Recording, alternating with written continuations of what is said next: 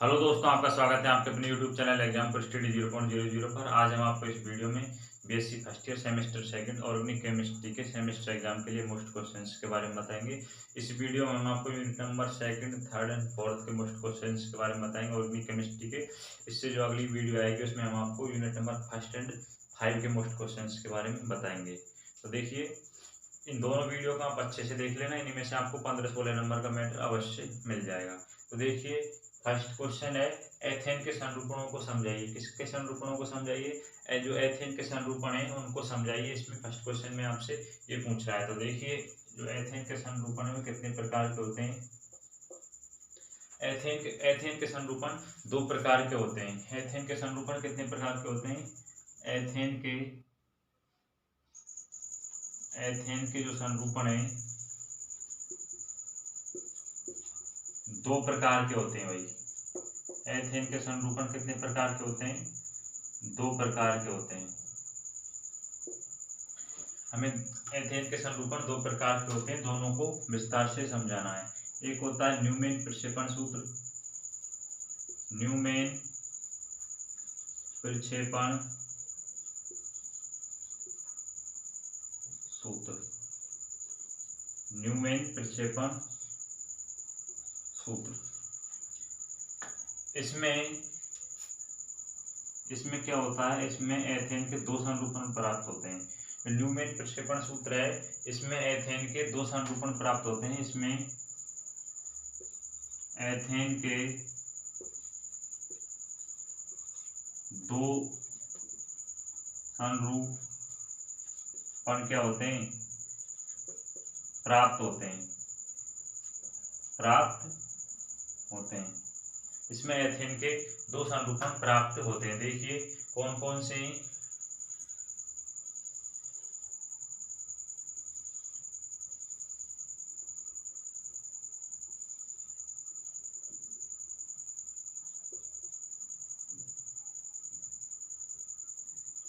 एक होता है घर्षित समरूपण। इसको कौन सा संरूपण बोलते हैं? घर्षित समरूपण। और एक संरूपण प्राप्त होता है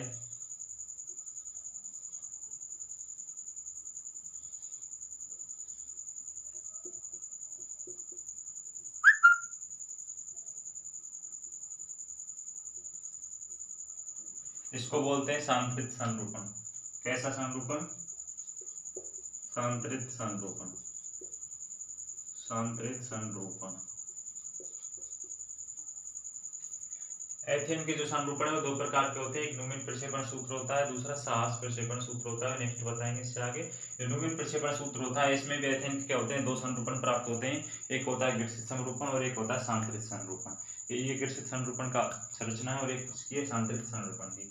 और इसमें आपको क्या लिखना है कि जो घर्षित समरूपण है उसमें दोनों हाइड्रोजन परमाणुओं के मध्य की दूरी क्या होती है? कम होती है। घर्षित समरूपण में दोनों हाइड्रोजन परमाणुओं के मध्य की दूरी क्या होती है? कम होती है, जिससे इनके मध्य प्रतिकर्षण बल क्या होता है? कम होता है। जिससे इनके मध्य क्या होता है? प्रतिकर्षण बल क्या होता है? कम होता है। और इनके मध्य क्या होगा? ऊर्जा का मान क्या हो जाएगा? बढ़ जाता है। जिससे ऊर्जा का मान क्या हो जाता है? बढ़ जाता है। और स्थायित्व में क्या आ जाती है? कमी आ जाती है। तो घर्षित समरूपण में आपको क्या लिखना है?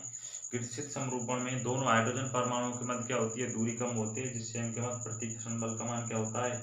कम होता है। प्रतिकर्षण बल का मान क्या होता है? कम होता है। और ऊर्जा के मान क्या हो जाती है? वृद्धि हो जाती है। और स्थायित्व क्या हो जाता है? कम हो जाता है।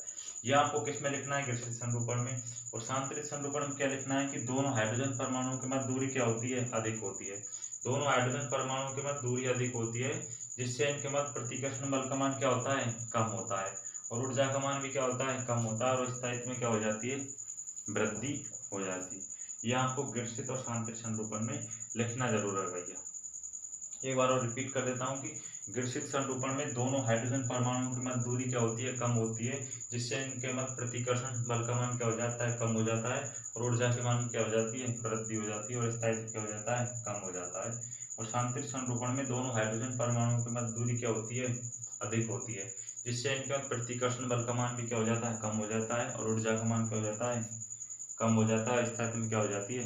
वृद्धि हो जाती है। ये था न्यूमन प्रक्षेपण सूत्र। अब सेकंड और एक स्क्रीनशॉट लीजिए भैया।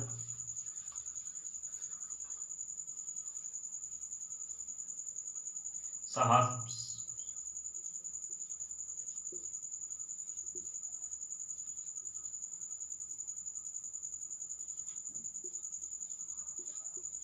प्रक्षेपण सूत्र, इसमें भी एथेन के क्या होते हैं, दो संरूपण प्राप्त होते हैं, एक घर्षित संरूपण और एक सांतरित संरूपण।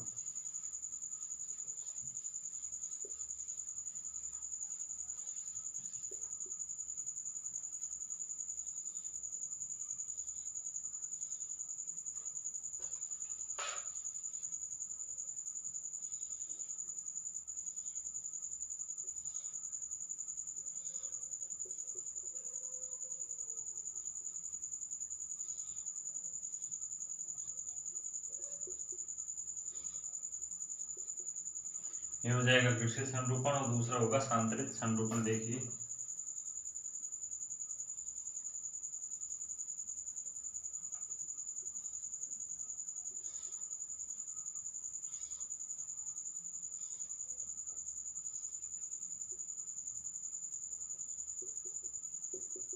ये कौन सा संरूपण होगा, सांतरित संरूपण।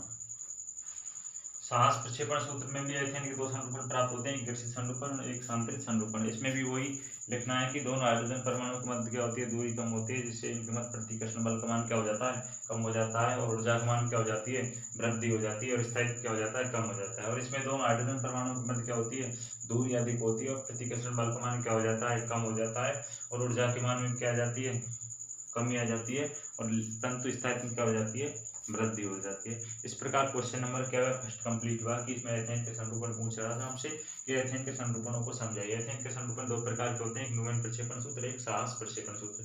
ये भी दो प्रकार के होते हैं, घर्षित और सांतरित संरूपण। अब नेक्स्ट क्वेश्चन देखिए, क्वेश्चन नंबर सेकंड देखिए, निम्न को समझाइए। क्वेश्चन नंबर सेकंड में निम्न को समझाइए, फ्रेशर प्रक्षेपण सूत्र और रेशमीकरण क्या होता है। दो चीजें पूछ रहे हैं आपसे, फ्रेशर प्रक्षेपण सूत्र और रेशमीकरण क्या होता है। देखिए फर्स्ट में फ्रेशर प्रक्षेपण सूत्र क्या होता है, आंसर केमिस्ट्री में शॉर्ट क्वेश्चन आएंगे आपको, एक एक डेढ़ नंबर के रूप में शॉर्ट क्वेश्चन पूछता है, या 2 नंबर 2.5 नंबर में, तो इसी टाइप के क्वेश्चन आएंगे। फ्रेशर प्रक्षेपण सूत्र क्या होता है, तो देखिए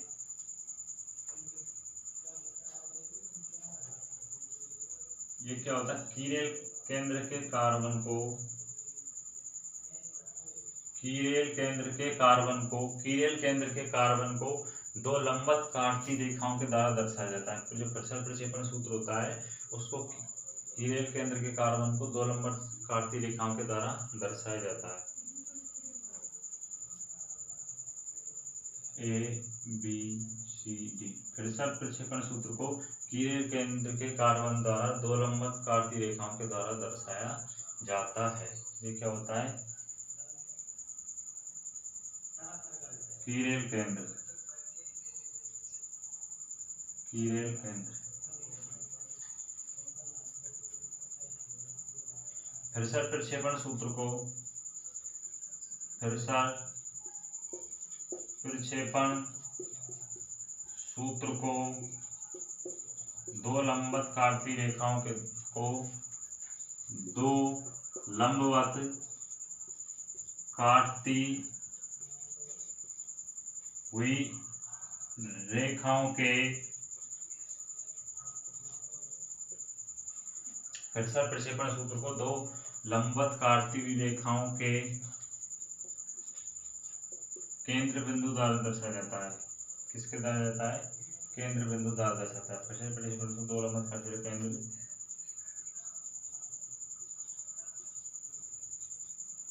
बिंदु द्वारा दर्शाया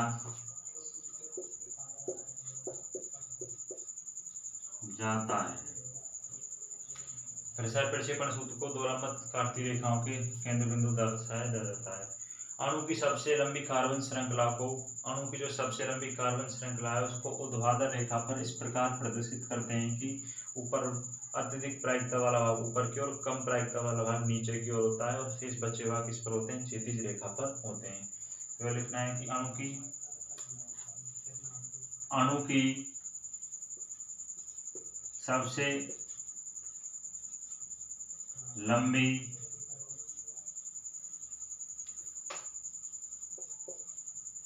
कार्बन श्रृंखला को अणु की सबसे लंबी कार्बन श्रृंखला को ऊर्ध्वाधर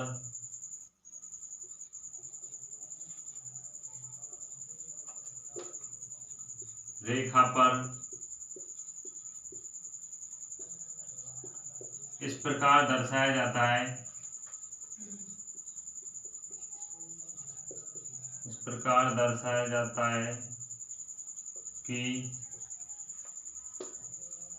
अत्यधिक प्रायिकता वाला भाग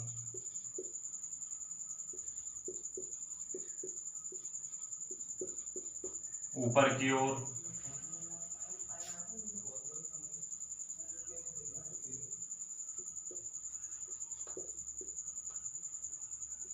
कम प्रायिकता वाला भाग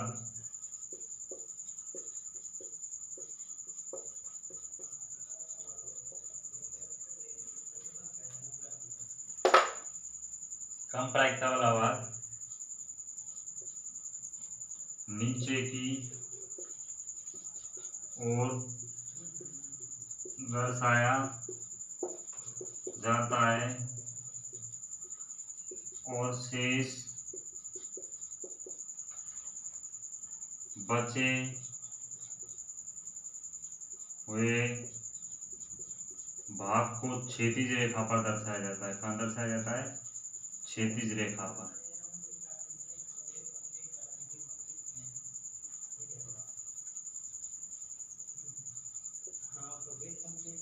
दर्शाया जाता है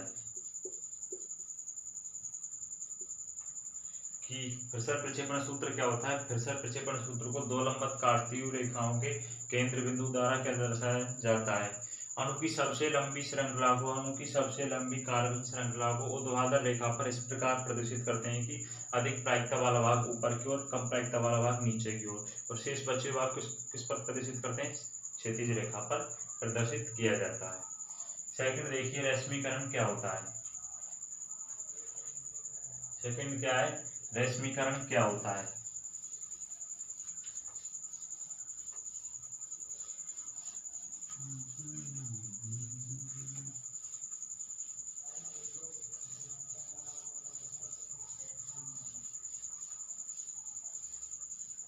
सेकंड में आपसे क्या पूछ रहा है कि रश्मिकरण क्या होता है। देखिए, रश्मिकरण क्या होता है।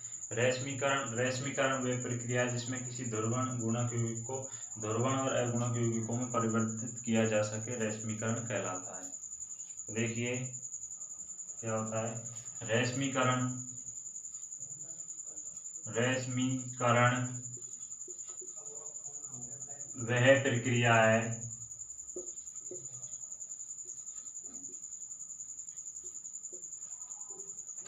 जिसमें ध्रुवण गुणक यौगिकों को रश्मिकरण वह प्रक्रिया जिसमें ध्रुवण गुणक यौगिकों को ध्रुवण व अध्रुवण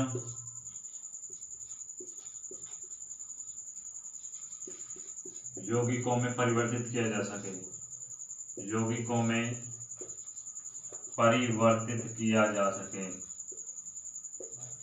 किया जा सके। रश्मिकरण वह प्रक्रिया जिसमें ध्रुवण गुणक यौगिकों को ध्रुवण व अध्रुवण यौगिकों में परिवर्तित किया जा सके, रश्मिकरण कहलाता है। क्या कहलाता है? रश्मिकरण कहलाता है।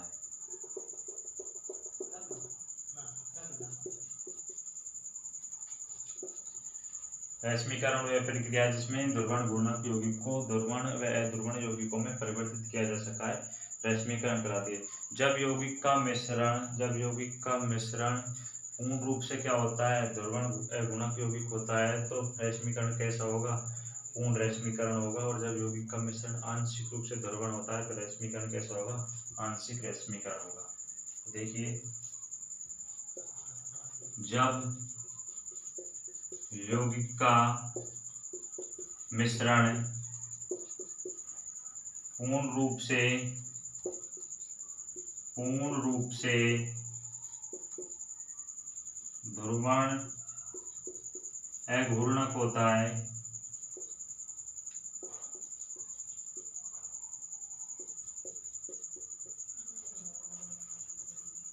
तो ऐसा यौगिक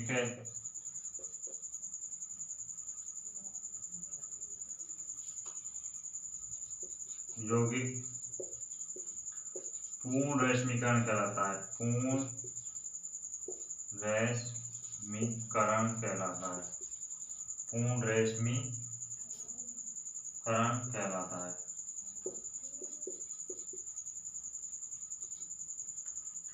और जब यौगिक का मिश्रण आंशिक रूप से द्रवित हो, जब आंशिक रूप से क्या हो, ध्रुवण गुणक हो,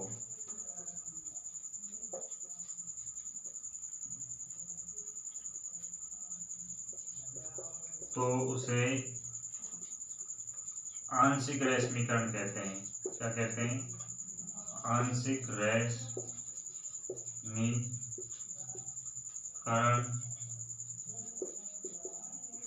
कहते हैं। रश्मिकरण क्या होता है, रश्मिकरण वह प्रक्रिया जिसमें ध्रुवण गुणक यौगिकों को ध्रुवण व अध्रुवण यौगिकों में परिवर्तित किया जा सके, रश्मिकरण कहलाता है। जब यौगिक का मिश्रण पूर्ण रूप से ध्रुवण गुणक होता है तो ऐसा यौगिक पूर्ण रश्मिकरण कहलाता है। और जब यौगिक का मिश्रण आंशिक रूप से क्या होता है, ध्रुवण गुणक होता है तो उसे आंशिक रश्मिकरण कहते हैं। ये इसका क्वेश्चन नंबर 2 कंप्लीट हुआ। सभी भाइयों से रिक्वेस्ट ये है कि चैनल को जरूर सब्सक्राइब कर दिया करें। हम वीडियो को देख लेते हैं लेकिन सब्सक्राइब नहीं करते। नेक्स्ट क्वेश्चन देखिए, क्वेश्चन नंबर 3।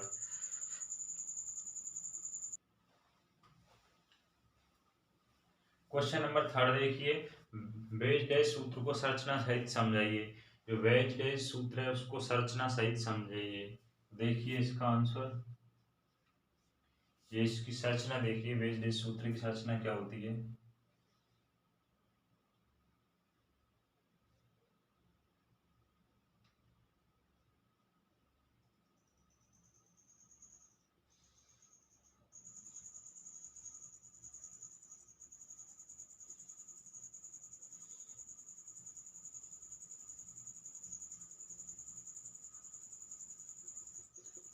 वेज डैश सूत्र की क्या है, संरचना है। वेज डैश सूत्र की क्या है, संरचना है। ये क्या है, वेज डैश सूत्र की क्या है, संरचना है। वेज डैश जो सूत्र है इसमें वेज डैश सूत्र में क्या होता है, जो वेज डैश सूत्र है, सूत्र में कीरेल केंद्र उपस्थित होता है। क्या होता है, कीरेल केंद्र उपस्थित होता है। कीरेल केंद्र उपस्थित होता है, ध्यान रखना। वेज डैश सूत्र में क्या होता है कि कीरेल केंद्र उपस्थित होता है। ये वेज डैश सूत्र की संरचना है। अब इसमें देखिए, इसकी 3 रेखाएं होती हैं। ठोस रेखा, फर्स्ट केस कौन सी है, ठोस रेखा, सॉलिड ठोस रेखा,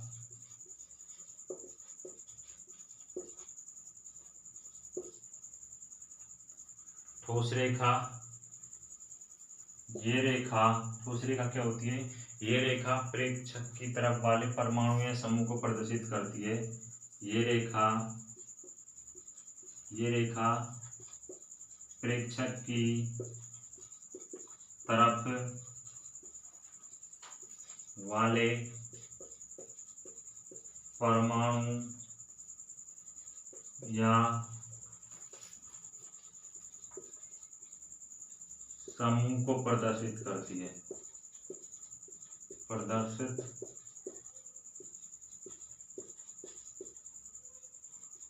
करती है। ये रेखा परीक्षक की तरफ वाले परमाणु या समूह को प्रदर्शित करती है, ठोस रेखा। सेकंड देखिए डैश रेखा। डैश रेखा, डैश रेखा,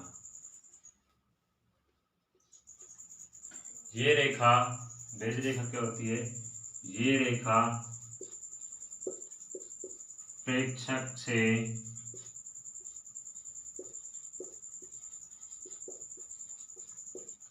दूर स्थित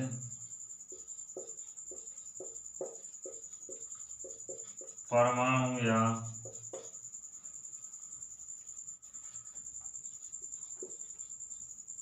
समूह को प्रदर्शित करती है।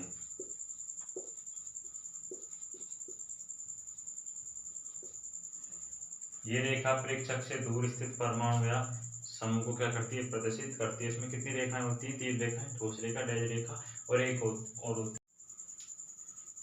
3 रेखाएं होती हैं, ठोस रेखा, डैश रेखा और एक थर्ड होती है सीधी रेखा। कौन सी रेखा?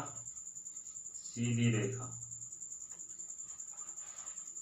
थर्ड क्या होती है? सीधी रेखा, सीधी रेखा।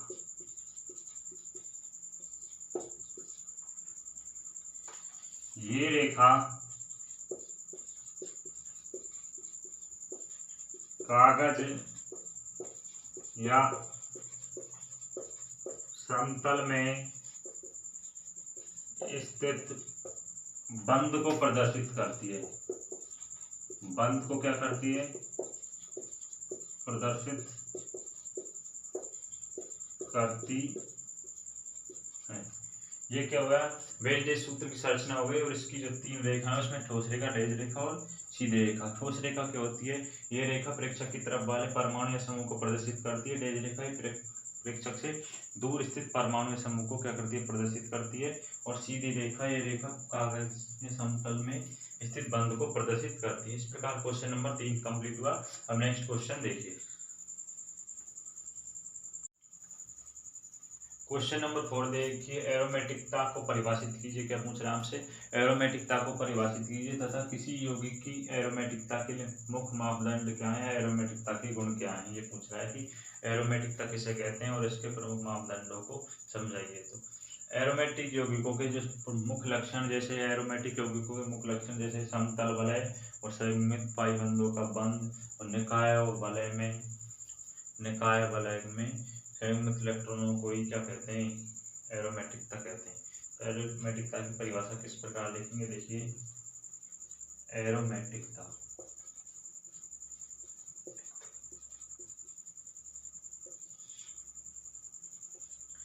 एरोमेटिक यौगिकों के मूल लक्षण। एरोमेटिक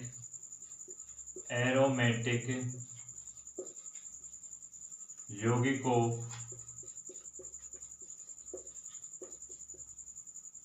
के मूल लक्षण जैसे समतल वलय। एरोमेटिक यौगिकों के मूल लक्षण जैसे समतल वलय, संयुग्मित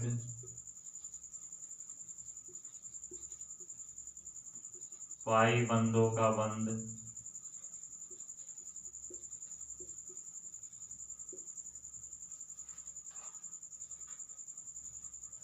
संयुग्मित पाइबंधों का बंध या निकाय व वलय में उपस्थित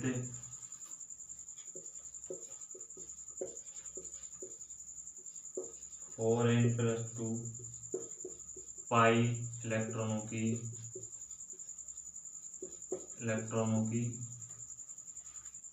उपस्थिति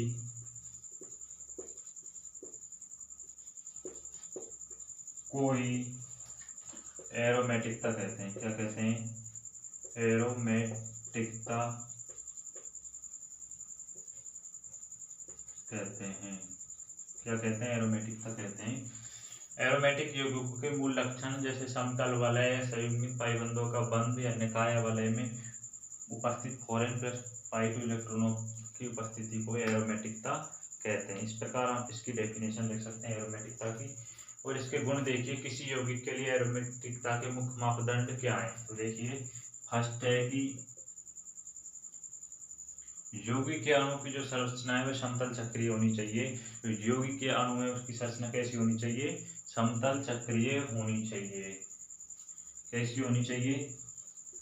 यौगिक या अणु की संरचना, अणु की जो संरचना है वह कैसी होनी चाहिए? समतल चक्रीय होनी चाहिए। संरचना समतल चक्रीय होनी चाहिए।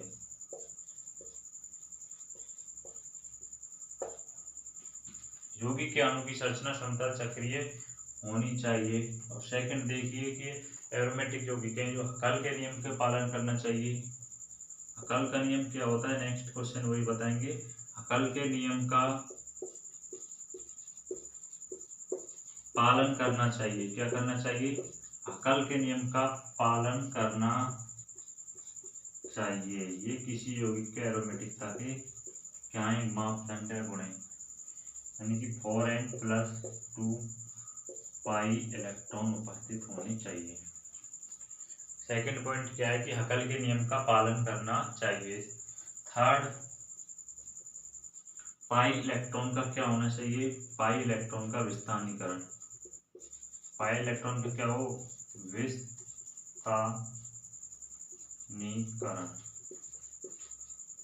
पाई इलेक्ट्रॉन का विस्थानीकरण। ये 3 गुणधर्म हो गए। फोर्थ देखिए, जो अनुनाद ऊर्जा है, अनुनाद की ऊर्जा कैसी होनी चाहिए? उच्च हो। अनुनाद ऊर्जा उच्च हो।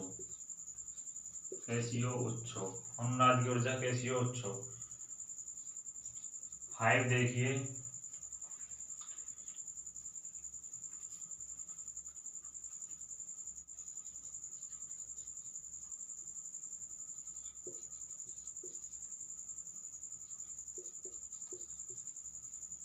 इलेक्ट्रॉन प्रतिस्थापन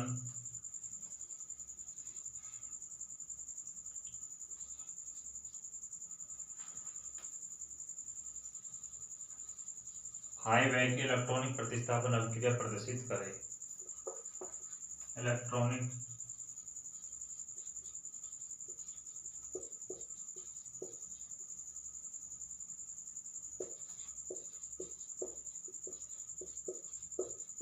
प्रतिस्थापन अभिक्रिया प्रदर्शित करे। इस प्रकार क्या हुआ कि एरोमेटिकता किसे कहते हैं और इसके गुणधर्म लिखिए। एरोमेटिक यौगिकों के मूल लक्षण जैसे समतल वलय, संयुग्मित पाइबंधों का बंध या निकाय वलय में उपस्थित फॉरेन प्लस पाई2 इलेक्ट्रॉनों की उपस्थिति को क्या कहते हैं? एरोमेटिकता कहते हैं। इसके गुणधर्म देखिए, किसी यौगिक के एरोमेटिकता के लिए मुख्य मापदंड क्या है? यौगिक के अणु की जो संरचना है वो समतल चक्रीय होनी चाहिए। हकल के नियम का पालन करना चाहिए। हकल का नियम बताएंगे नेक्स्ट क्वेश्चन। पाई इलेक्ट्रॉन का विस्थानीकरण हो और अनुनाद की ऊर्जा कैसी हो? उच्च हो। और इलेक्ट्रॉनिक प्रतिस्थापन अभिक्रिया करना चाहिए, प्रदर्शित करना चाहिए। नेक्स्ट क्वेश्चन देखिए,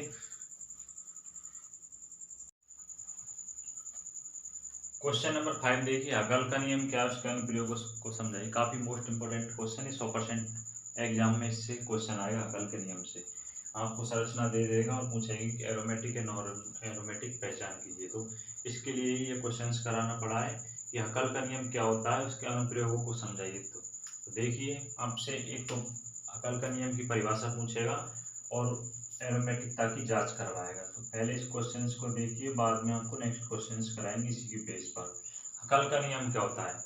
यदि किसी वलय में, हकल का नियम क्या होता है? यदि किसी वलय में, तो देखिए इसकी डेफिनेशन लिख देता हूँ एक बार में। हकल का नियम फिर समझाऊंगा। हकल का नियम क्या होता है? यदि किसी वलय में, यदि किसी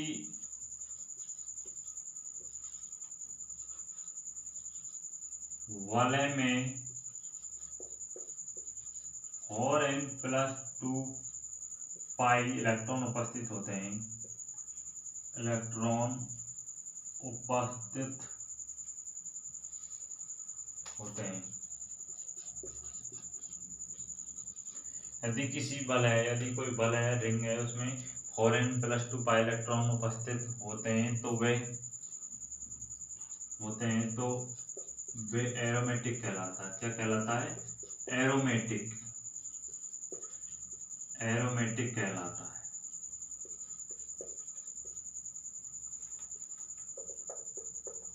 क्या कहलाता है?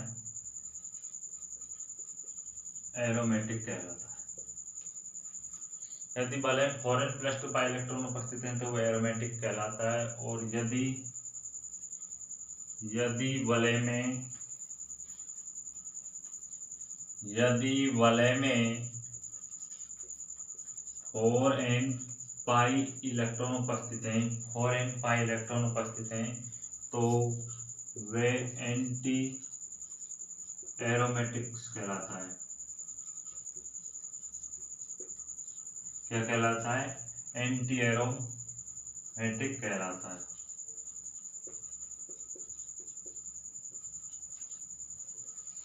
यदि वलय में 4n पाई इलेक्ट्रॉन उपस्थित हैं तो एंटी एरोमेटिक कहलाता है। और यदि इलेक्ट्रॉन नहीं है तो वो क्या कहलाएगा? Non aromatics. यदि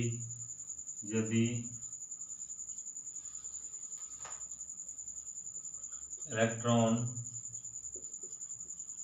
नहीं है तो वह नॉन एरोमेटिक्स कहलाता है। क्या कहलाता है? नॉन एरोमेटिक्स कहलाता है। नॉन एरोमेटिक्स क्या कहलाता है? Non aromatics. तो अकल का नियम क्या होता है? इसे अकल का नियम कहते हैं। यदि किसी वलय में 4n+2 पाई इलेक्ट्रॉन उपस्थित होते हैं तो एरोमेटिक कहलाता है। और यदि किसी वलय में 4n पाई इलेक्ट्रॉन उपस्थित होते हैं तो एंटी एरोमेटिक्स कहलाता है। और यदि किसी वलय में इलेक्ट्रॉन नहीं है तो वह नॉन एरोमेटिक्स कहलाता है। इसे अकल का नियम कहते हैं। अब देखिए एरोमेटिकता की जांच हम किस प्रकार करेंगे। एरोमेटिक्स होगा या एंटी एरोमेटिक होगा या नॉन एरोमेटिक्स होगा। तो देखिए एरोमेटिक्स का जो सूत्र है वो होता है 4n+2 पाई। अच्छे से देख लेना भाई, इससे अगला जो क्वेश्चन आएगा वो इसी बेस पर आएगा। 4n+2 पाई इलेक्ट्रॉन, यदि n बराबर क्या हो? 0, n बराबर 0 हो तो 4 × 0 + 2 बराबर कितने इलेक्ट्रॉन होंगे? 2 पाई बराबर कितने आएंगे? 2 पाई।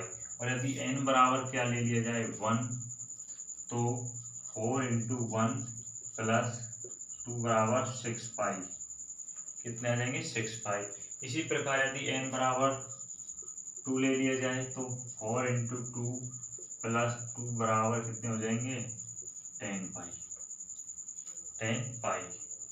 इसी प्रकार यदि n बराबर 3 ले लिया जाए तो 4 × 3 + 2 बराबर 14 पाई। इस प्रकार आप पाई बॉन्ड निकाल सकते हैं। एरोमेटिक यौगिक का जो सूत्र होता है वो क्या होता है? 4n+2 पाई। यदि n बराबर 0, 1, 2, 3 लें तो इस प्रकार आप मान निकाल सकते हैं। अब देखिए जो एंटी एरोमेटिक्स होता है उसकी किस प्रकार पहचान करेंगे। यदि 2 पाई और 6 पाई और 10 पाई और 14 पाई नहीं आते हैं तो क्या होगा? एंटी एरोमेटिक्स होगा। और यदि एक भी इलेक्ट्रॉन नहीं है तो कैसा होगा? नॉन एरोमेटिक्स होगा। नॉन एरोमेटिक्स होगा। फिर इस क्वेश्चन था अकल का नियम क्या होता है? अकल के नियमों के अनुप्रयोगों को समझाइए। यदि किसी वलय में 4n+2 पाई इलेक्ट्रॉन उपस्थित होते हैं तो वो एरोमेटिक्स कहलाता है। और यदि 4n पाई इलेक्ट्रॉन नहीं है तो 4n पाई इलेक्ट्रॉन है तो वो एंटी एरोमेटिक्स कहलाता है। और यदि कोई भी इलेक्ट्रॉन नहीं है तो नॉन एरोमेटिक्स कहलाता है। इस प्रकार आप एरोमेटिक और नॉन एरोमेटिक्स और एंटी एरोमेटिक्स की जांच कर सकते हैं। नेक्स्ट क्वेश्चन देखिए।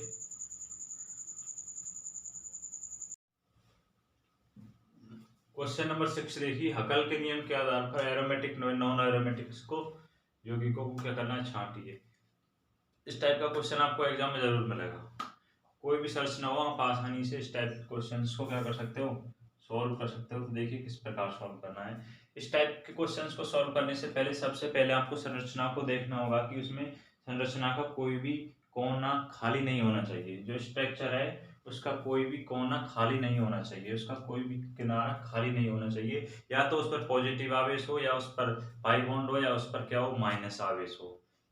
तो यदि कोई भी कोना खाली नहीं है तो एरोमेटिक्स होगा, एरोमेटिक्स होगा। और यदि कोई भी एक भी कोना खाली है तो उसका क्या होगा, नॉन एरोमेटिक्स होगा। कैसा होगा, नॉन एरोमेटिक्स होगा। यदि कोई भी एक भी कोना खाली है तो क्या होगा, नॉन एरोमेटिक्स होगा। और एरोमेटिक्स में भी एंटी एरोमेटिक्स और एरोमेटिक्स की पहचान आप किस प्रकार सकते हैं, वो हमने आपको इससे पहले के क्वेश्चन में बताया था। तो देखिए इस संरचना को देखिए फर्स्ट को, इसमें देखिए संरचना दे रखी है, इसका कोई भी कोना आपको खाली नहीं दिख रहा, क्योंकि इस पर पॉजिटिव आवेश है और इस पर पाई बॉन्ड है। एक कोना, एक इलेक्ट्रॉन यहाँ, एक इलेक्ट्रॉन यहाँ। तो इसमें क्या आ जाएगा, 2 पाई बॉन्ड, क्योंकि इस पे दोनों कोनों पर एक एक इलेक्ट्रॉन उपस्थित है तो आ जाएगा 2 पाई। क्या आ जाएगा, 2 पाई, क्योंकि एक पाई बॉन्ड के अंदर 2 इलेक्ट्रॉन उपस्थित होते हैं तो आ जाएगा 2 पाई। तो ये क्या होगा, एरोमेटिक्स होगा। क्या होगा, एरोमेटिक होगा। क्या होगा, एरोमेटिक्स। अब एरोमेटिक या एंटी एरोमेटिक्स की पहचान आप किस प्रकार करेंगे। यदि एरोमेटिक्स होगा तो उसके लिए सूत्र बताया था एरोमेटिक्स के लिए, 4n+2 pi electron. Pi electron यदि 2, 4, 2, 6, 10, 14 इस प्रकार आ जाएं पाई बॉन्ड तो क्या होगा, एरोमेटिक्स होगा। और यदि इन सबको छोड़कर आए तो क्या होगा, एंटी एरोमेटिक्स होगा। अब इसमें देखिए सेकंड संरचना में कि इसमें देखिए संरचना का कोई भी कोना आपको खाली दिख रहा है, कहा नहीं दिख रहा ना। ये भी गिरा हुआ है और ये भी गिरा हुआ है। और एक पाई बॉन्ड के अंदर कितने इलेक्ट्रॉन है, 2 इलेक्ट्रॉन उपस्थित हैं। तो ये आ जाएगा 4 पाई बॉन्ड। क्या आ जाएगा, 4 पाई बॉन्ड। अब ये क्या हो जाएगा, एंटी एरोमेटिक्स हो जाएगा। क्या हो जाएगा, एंटी एरोमेटिक्स हो जाएगा। एंटी एरोमेटिक, एंटी एरोमेटिक्स हो जाएगा, क्योंकि एरोमेटिक्स का जो सूत्र होता है उसमें 2, 6, 10, 2, 14 क्या आते हैं, पाई बॉन्ड आते हैं। इसी प्रकार क्रम से n बराबर 1, 2, 3 रखने पर तो ये क्या हो जाएगा, एंटी एरोमेटिक्स हो जाएगा, क्योंकि इसमें क्या आ रहे हैं, कितने बॉन्ड आ रहे हैं, 4 पाई बॉन्ड। थर्ड को देखिए, संरचना में आपको देखिए सभी कोनों क्या में घिरे हुए हैं ना, किसी पर पॉजिटिव आवेश माइनस नहीं है, पर सब पर क्या है, पाई बॉन्ड है, पाई बॉन्ड है। तो इसमें कितने हो जाएंगे, 6 पाई बॉन्ड। 3 पाई बॉन्ड है लेकिन एक के मध्य कितने इलेक्ट्रॉन होते हैं, 2। तो क्या हो जाएगा, 6 पाई बॉन्ड। तो ये कैसा हो जाएगा, ये होगी एरोमेटिक्स।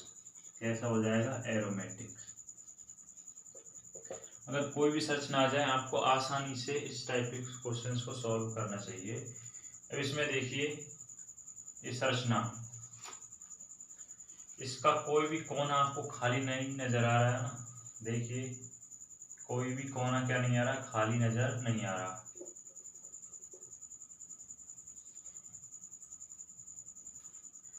इस पर क्या पाई बॉन्ड है, यहाँ भी पाई बॉन्ड है, यहाँ क्या है, माइनस आवेश है। तो ये क्या हो जाएगा, एरोमेटिक्स हो जाएगा। क्या हो जाएगा, एरोमेटिक्स।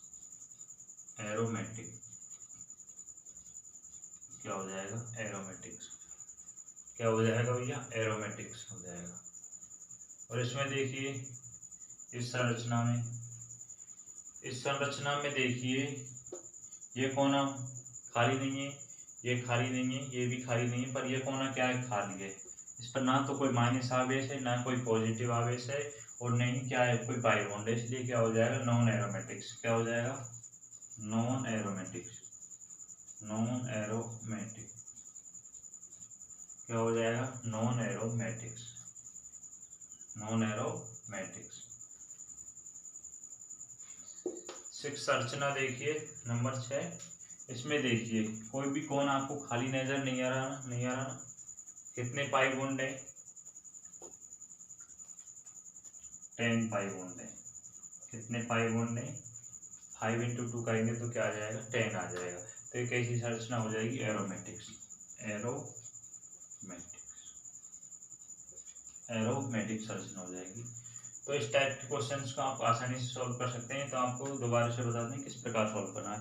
अगर आपको कोई भी संरचना आ जाए, स्ट्रक्चर आ जाए, तो सबसे पहले उसको देखना है कि उसका कोई भी कोना खाली नहीं होना चाहिए, या तो उस पर पॉजिटिव आवेश हो, या उस पर माइनस आवेश हो, या क्या वो पाई बॉन्ड उपस्थित हो, तो क्या होगा, एरोमेटिक्स होगा, एरोमेटिक्स होगा। और यदि उस पर कोई भी एक भी कोना खाली है उसका, तो क्या हो जाएगा, नॉन एरोमेटिक्स हो जाएगा, नॉन एरोमेटिक्स हो जाएगा।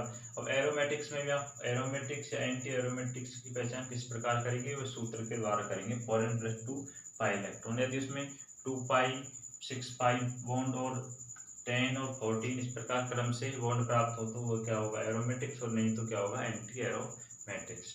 इस टाइप के क्वेश्चंस को आप आसानी से कर सकते हैं। ये क्वेश्चन आपको जरूर एग्जाम में आएगा, शायद इन्हीं में से आपसे कोई संरचना पूछ लेगा। ये 6 संरचना बताइए, इन्हीं में से आपसे पूछ लेगा कि एरोमेटिक्स, एंटी एरोमेटिक्स और नॉन एरोमेटिक्स की पहचान कीजिए।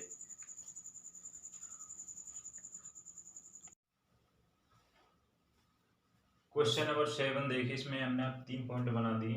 क्वेश्चन नंबर 7 है, एरीन किसे कहते हैं, और सेकंड पॉइंट इसमें निम्न के संरचना सूत्र लिखिए, और थर्ड है बेंजीन में सीसी बंध की लंबाई, बेंजीन में सीसी बंध की लंबाई का संरचना सूत्र बनाएंगे, बेंजीन में सीसी बंध की लंबाई का संरचना सूत्र का संरचना सूत्र।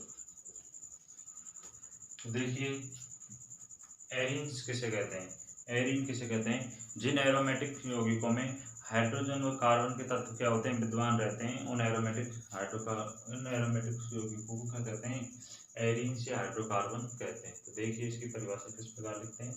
फर्स्ट को देखिए, आंसर, जिन एरोमेटिक यौगिकों में, जिन एरोमेटिक यौगिकों में, जिन एरोमेटिक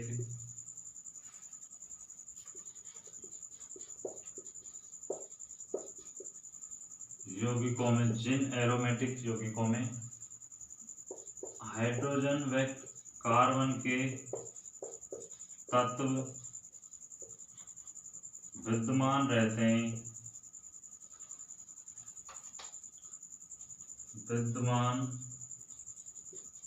जिन एरोमेटिक यौगिकों में हाइड्रोजन और कार्बन के तत्व विद्यमान रहते हैं, वे एरोमेटिक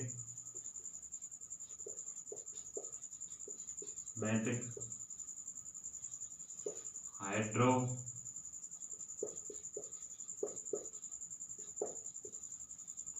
कार्बन या एरीन कहलाते हैं, वे एरोमेटिक हाइड्रोकार्बन या एरीन कहलाते हैं। क्या कहलाते हैं, एरीन कहलाते हैं। जिसकी क्या हुई डेफिनेशन, जिन एरोमेटिक यौगिकों में हाइड्रोजन और कार्बन तत्व विद्यमान होते हैं रहते हैं, वे एरोमेटिक हाइड्रोकार्बन या क्या कहलाते हैं, एरीन कहलाते हैं। सेकंड देखिए, निम्न के क्या पूछ रहा है आपसे, संरचना सूत्र पूछ रहा है। तो निम्न जो दे रखे हैं उनके संरचना सूत्र पूछ रहा है। तो देखिए संरचना सूत्र किस प्रकार से बनाते हैं, इस टाइप का क्वेश्चन आपको एग्जाम में आता है कि संरचना सूत्र बनवा लेता है। तो देखिए फर्स्ट है क्यूमीन। तो क्यूमीन की संरचना किस प्रकार बनाते हैं वे देखिए,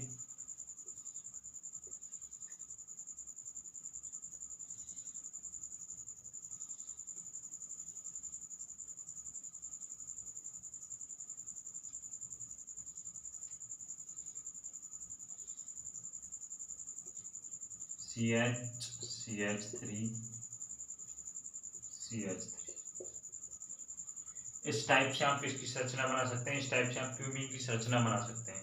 अब देखिए स्टाइरिन की संरचना आप किस प्रकार से बनाते हैं, बीपॉन्ट स्टाइरिन।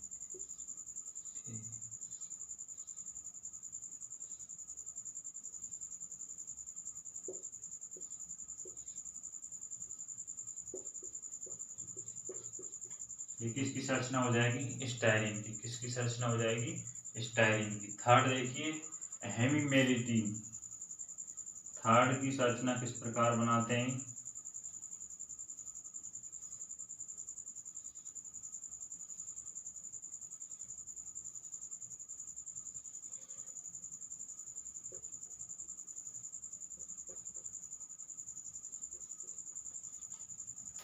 ये किसकी संरचना है, हेमीमेलिटीन।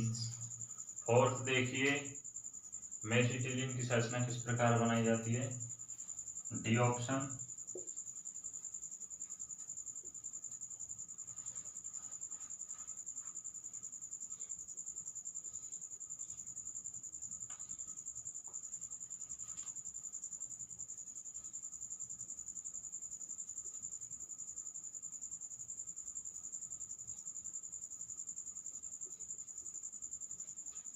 इस प्रकार से आप किसकी संरचना बना सकते हैं, मेसिटेरियन की। और ई में किसकी रह गई, एनिसोल की, या मैथोक्स बेंजीन की किसकी रह गई, एनिसोल की संरचना किस प्रकार बनाते हैं वे देख लीजिए भैया।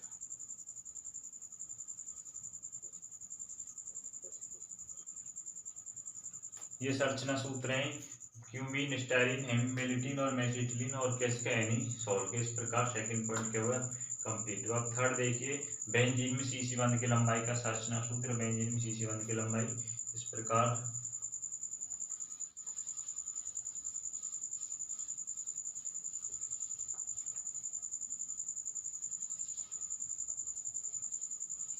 बेंजीन में सीसी बंध की लंबाई जो संरचना सूत्र है उसको देखिए। थर्ड का आंसर देखिए,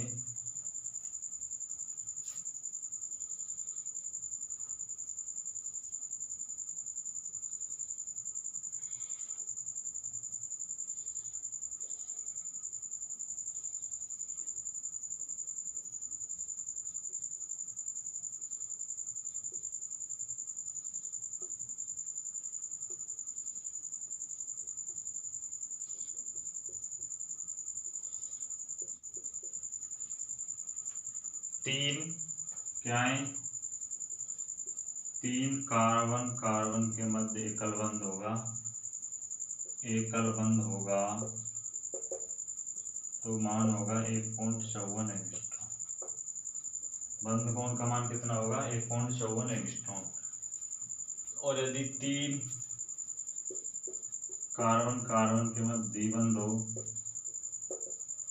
तो मान कितना होगा, 1.34 एंगस्ट्रॉम। द्विबंध का मान कितना होगा, 1.34 एंगस्ट्रॉम। और यदि इसमें देखिए 1.40 एंगस्ट्रॉम होगा, कार्बन कार्बन के मध्य कितना बंध होगा, 1.40 एंगस्ट्रॉम का बंध होगा। कार्बन व हाइड्रोजन के मध्य कितना होगा, 1.08 एंगस्ट्रॉम का बंध होगा। इस प्रकार कार्बन कार्बन के मध्य क्या आ जाएगा, 1.40 एंगस्ट्रॉम, 1.40 एंगस्ट्रॉम, 1.40 एंगस्ट्रॉम और 1.40 एंगस्ट्रॉम। इस प्रकार आप बेंजीन में सीसी बंध की लंबाई का संरचना सूत्र बना सकते हैं और बंध कोण का मान निकाल सकते हैं। देखिए अब नेक्स्ट क्वेश्चन,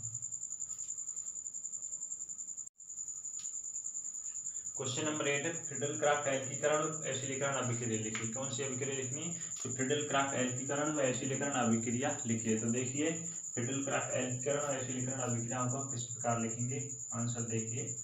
फ्रीडल-क्राफ्ट एल्कीकरण, सबसे पहले एल्कीकरण लिखते हैं, एल्कीकरण। यदि बेंजीन की अभिक्रिया, यदि बेंजीन की अभिक्रिया, बेंजीन के अभिक्रिया एल्किल हैलाइड से एल्यूमिनियम X3 की AlX3 की उपस्थिति में, एल्यूमिनियम हैलाइड की उपस्थिति में करा दी जाए तो क्या होगा कि H+ आयन निकल जाएंगे। इसमें से क्या निकल जाएंगे, H+ आयन निकल जाएंगे, H+ आयन निकल जाएंगे और उत्पाद क्या बनेगा, बेंजीन से क्या जुड़ जाएगा, एल्किल समूह। बेंजीन से क्या जुड़ जाएगा, एल्किल समूह। बेंजीन से क्या जुड़ जाएगा, एल्किल समूह। ये क्या है, फ्रीडल-क्राफ्ट एल्कीकरण अभिक्रिया। यदि बेंजीन की अभिक्रिया एल्किल हैलाइड से करा दी जाए AlX3 एल्यूमिनियम हैलाइड की उपस्थिति में, एल्यूमिनियम हैलाइड की उपस्थिति में, तो H+ आयन क्या होंगे, निकल जाएंगे और बेंजीन से क्या जुड़ जाएगा, एल्किल समूह जुड़ जाएगा। ये होगी एल्कीकरण अभिक्रिया। सेकंड देखिए एसिडीकरण अभिक्रिया किस प्रकार होगी।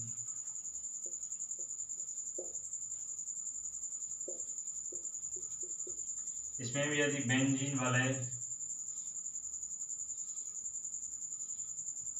बेंजीन वलय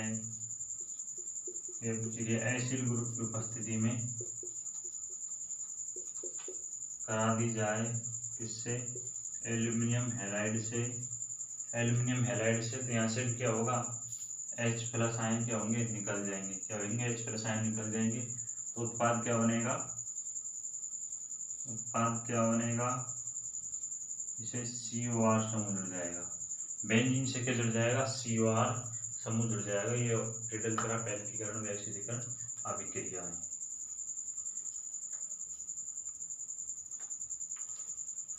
क्वेश्चन नंबर 9 देखिए, निम्न पर संक्षिप्त टिप्पणी लिखिए।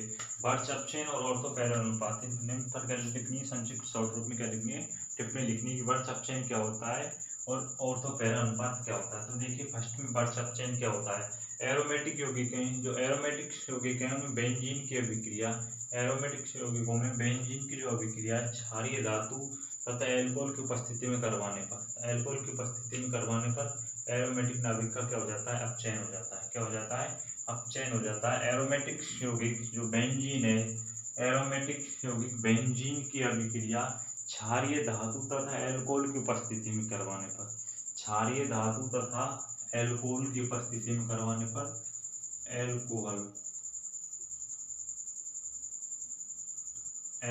की उपस्थिति में, क्षारीय धातु तथा एल्कोहल की उपस्थिति में करवाने पर एरोमेटिक्स नाभिक का क्या हो जाता है, अपचयन हो जाता है। यदि एरोमेटिक्स बेंजीन की अभिक्रिया क्षारीय धातु और एल्कोहल की उपस्थिति में करवा दी जाए तो एरोमेटिक नाभिक का अपचयन हो जाता है और उत्पाद क्या बनता है, 1,4-डाइक्लोरोबेंजीन। ये क्या होता है, बर्च अपचयन होता है। सेकंड देखिए, ऑर्थो पैरा अनुपात।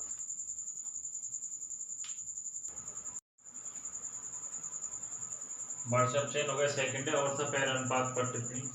ऑर्थो पैरा अनुपात क्या होता है, वलय में ऑर्थो पैरा निर्देशकारी समूह की उपस्थिति में, वलय में ऑर्थो पैरा निर्देशकारी समूह की उपस्थिति में इलेक्ट्रॉन स्नेही प्रतिस्थापन अभिक्रिया में बनने वाले ऑर्थो पैरा समावयवी का अनुपात कई कारकों पर निर्भर करता है। कई कारकों पर क्या करता है, निर्भर करता है। अर्थात ऑर्थो समावयवी अधिक होगा या पी समावयवी, ये निम्न कारकों पर निर्भर करता है। एक होगा समूह का आकार, दूसरा होगा ऋणिक प्रभाव।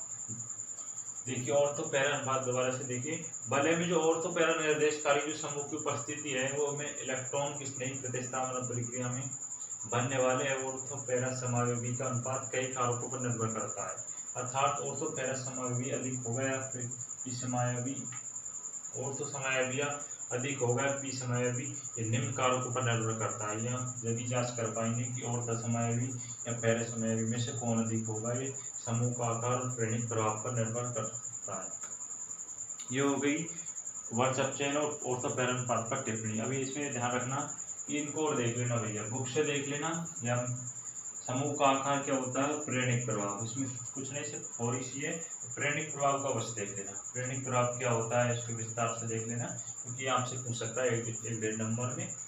नेक्स्ट क्वेश्चन देखिए,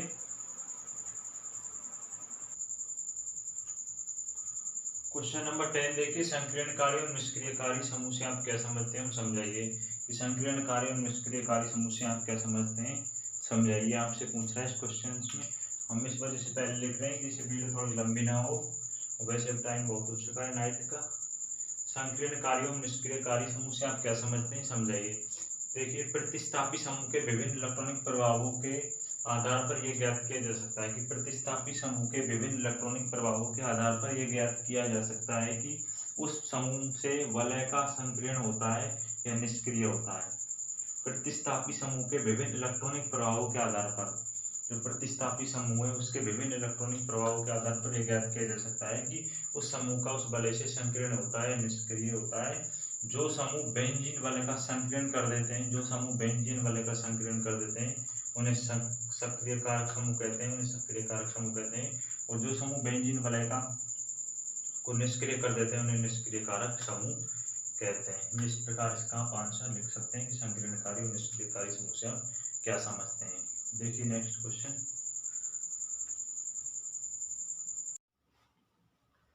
क्वेश्चन नंबर 11 देखिए, बेंजीन इलेक्ट्रॉन स्नेही प्रतिस्थापन अभिक्रिया प्रदर्शित करता है, क्यों, समझाइए।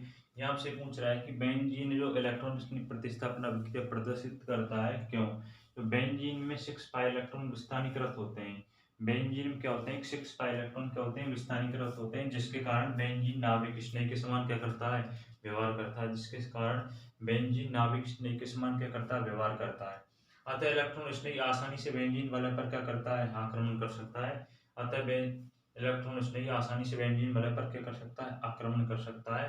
6 इलेक्ट्रॉन होने के कारण बेंजीन का असाधारण स्थायित्व होता है, अतः प्रतिस्थापन अभिक्रिया प्रदर्शित करता है। इसलिए एक बेंजीन प्रतिस्थापन अभिक्रिया क्या करता है, प्रदर्शित करता है कि बेंजीन में 6 इलेक्ट्रॉन स्थानीयकृत होते हैं, जिसके कारण बेंजीन नाभिक स्नेह के समान व्यवहार करता है, अतः इलेक्ट्रॉन स्नेह आसानी से बेंजीन वलय पर आक्रमण कर सकता है और 6 इलेक्ट्रॉन होने के कारण बेंजीन का साधारण स्थायित्व होता है, अतः प्रतिस्थापन अभिक्रिया प्रदर्शित करता है। इस प्रकार इस वीडियो में आपको यूनिट नंबर 2nd, 3rd और 4th के मोस्ट क्वेश्चंस के बारे में बता चुके हैं। इनमें से आपको सेमेस्टर एग्जाम में क्वेश्चंस आ जाएंगे। इससे नेक्स्ट वीडियो में हम आपको यूनिट नंबर 1st एंड 5 के मोस्ट क्वेश्चंस के बारे में बताएंगे। अगर वीडियो अच्छी लगे तो लाइक करें, चैनल को सब्सक्राइब जरूर कर दें। Thank you.